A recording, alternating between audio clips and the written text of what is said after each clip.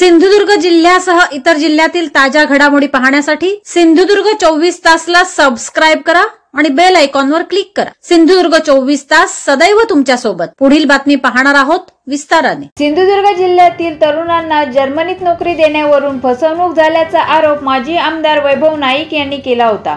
यावर पत्रकार परिषदेत बोलताना माजी मंत्री तथा विद्यमान आमदार दीपक केसरकर यांनी म्हटले आहे की विद्यार्थ्यांना दिलेले नियुक्तीपत्र खोटे असेल तर फसवणुकीचा विषय येतो।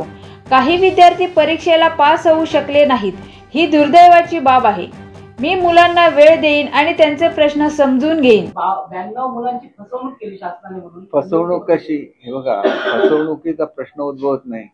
नियुक्तीपत्र जर खोटं असेल तर मग फसवणुकीचा प्रश्न येतो।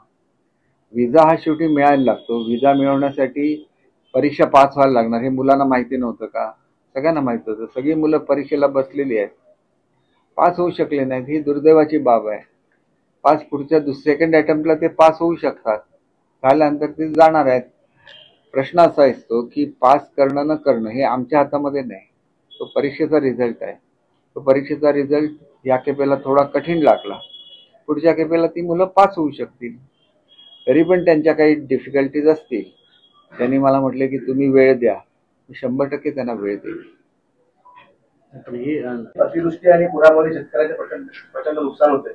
अशातच केंद्राकडून पंजाबला तात्काळ मदत जाहीर केलेली आहे, मात्र महाराष्ट्राकडे दुर्लक्ष केल्याचा आरोप विरोधक करतात। हे बघा, ज्यावेळेला त्यांचं पथक येतं आणि ते पथक आल्यानंतर मदत जाहीर होते, त्याप्रमाणे केंद्राचं पथक आल्यानंतर महाराष्ट्राची मदत सुद्धा जाहीर होणार।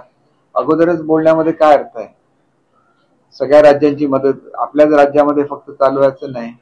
दिल्लीमध्ये सुद्धा पूर आलेले आहेत, राजस्थानमध्ये पूर आलेले आहे। त्याच्यामुळे क्रमाक्रमाने प्रत्येक राज्याला केंद्राची मदत मिळणार, तशी ती महाराष्ट्राला सुद्धा मिळणार। त्याच्यामध्ये कोणी आपल्या मनामध्ये संशय बाळगण्याचं कारण नाही, कारण आमच्याकडे अजून अतिवृष्टी चालू आहे। त्याच्यामुळे नेमका किती नुकसान झालं याचा अंदाज आताच्या स्टेजला येऊ शकत नाही। तो ज्यावेळेला पंचनामे होतील, मग ते ड्रोनद्वारे असेल किंवा कसे असतील, ते झाल्यानंतर याचा एक्झॅक्ट आकडा कळणार आहे। त्याच्यानंतर केंद्र सुद्धा आमच्या राज्याला मदत करेल। मराठवाड्याचा दौरा जो मुख्यमंत्री उपमुख्यमंत्र्यांनी केला तो भास होता, ढोंगीपणा होता असं संजय राऊत म्हणतात। संजय राऊत काही बोलतात, दिवसभर बोलायला त्यांना काहीतरी विषय पाहिजेत ना। विषय नाही म्हणून काही आरोप करत बसायचे। याच्या पलीकडे संजय राऊतांचं महाराष्ट्राच्या दृष्टीने काय महत्व आहे? एखादा विषय त्यांनी आणला, त्याच्यामुळे महाराष्ट्राचा फायदा झाला असं मला तुम्ही एक विषय दाखवा। टीका करायची, टीकेमधून काही होत नाही।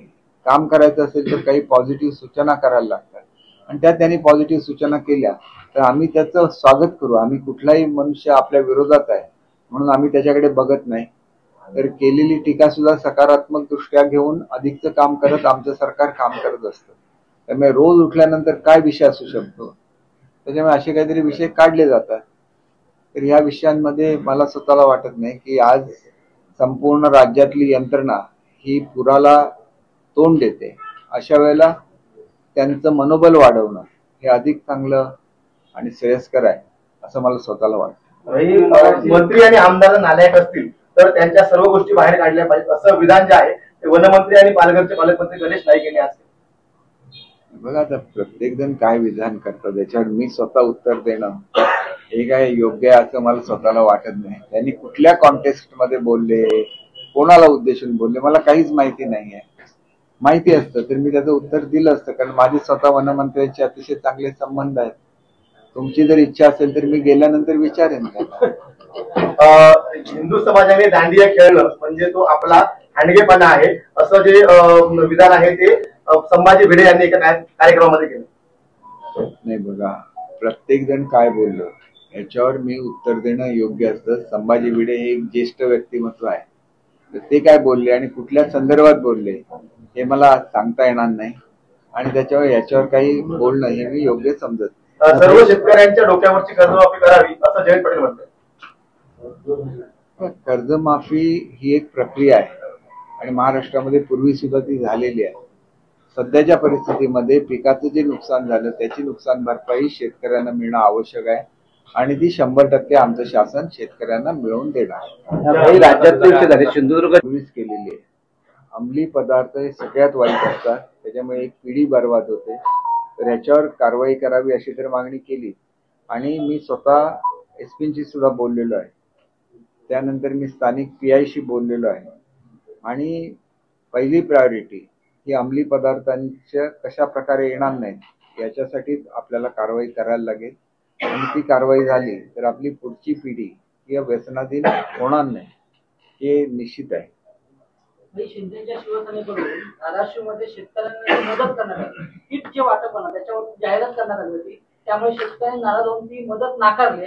यावर आपली हे बघा, मी तुम्हाला एकच गोष्ट सांगतो, प्रत्येक ठिकाणी नाकारलं जात नाही. एखादा दुसऱ्या पक्षाचा स्वमनुष्य असतो ना, तो दाखवण्यासाठी म्हणून नाकारून ते टीव्हीवर बातमी देऊ शकतो. म्हणजे मदत देणं चुकीचं आहे का? तर मदत देणं चुकीचं नाही. मदत झाली पाहिजे. त्याच्यामध्ये सुद्धा मदत मिळू नये त्याच्यावर राजकारण करणारे लोक असतात, कारण त्यांना ते राजकारण करण्यामध्ये सुख मिळत असतं मदत मिळण्यापेक्षा. तर त्यांना आपण उदाहरण म्हणून त्यांच्याकडे बघता कामा नये. मदत आपण सातत्याने करत राहिली पाहिजे आणि मदतीचा फायदा हा जे लोक दुःखी झालेले आहेत त्यांना झाला पाहिजे. हेच सगळ्यात योग्य आणि त्याला सोल्युशन आहे असं मला स्वतःला वाटतं. तुम्ही मदतीचे किती ट्रक गेले ते बघा, तुम्ही ते टीव्हीवर बघितलेलं.